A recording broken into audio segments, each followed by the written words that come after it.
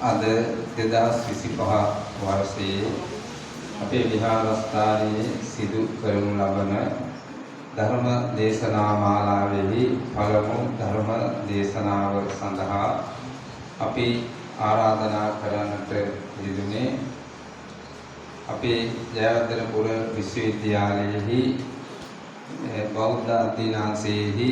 ज्येष्ठ कथिकाचार्य आचार्य अपि हितवत् कल्याण मित्र सहोदर अपि कुडा कत्नुरुवे विनीत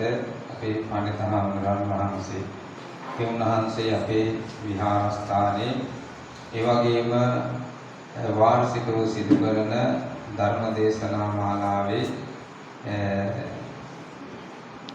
එක් ධර්ම දේශනාවකට උන්වහන්සේට අනිවාර්යයෙන්ම අපි ආරාධනා කරනවා උන්වහන්සේගේ ඒ වටිනා ධර්මානුශාසනාවට අපි දායක පින්වතුන් හැමදෙනාම රුචිකත්වයක් කැමැත්තක් දක්වනවා උන්වහන්සේ අපි කරන ආරාධනාව ඉතාමත්ම ගෞරවයෙන් පිළිගෙන අපට තියෙන හිතයිසී භාවය නිසාම පොතෙකුත් උන්වහන්සේ විශ්වවිද්‍යාල කටයුතු ශාස්ත්‍රීය කටයුතු තිබුණත් ආගමික කටයුතු තිබුණත් ඉඩකඩක් තිබුණොත් අනිවාර්යයෙන්ම උන්වහන්සේ අපේ විහාරස්ථානයට වැඩම කරනවා. ඉතින් අපි උන්වහන්සේ බොහෝ කාලයක ඉඳලා දන්නවා හඳුනනවා. ඒ වගේම මේ දැන හැඳිනීම තවත්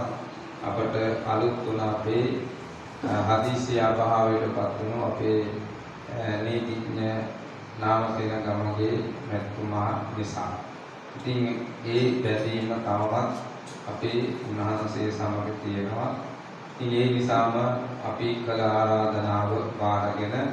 මේ වර්ෂයේ වස් කාලයේ සිදුවෙන ඒ ධර්ම දේශනා මාලාවේ එක ධර්ම දේශනාවකට අපි උන්වහන්සේට ආරාධනා කළා. ඉතින් මේ වර්ෂයේ අපි උන්වහන්සේට ආරාධනා කරනකොට මතක් කළා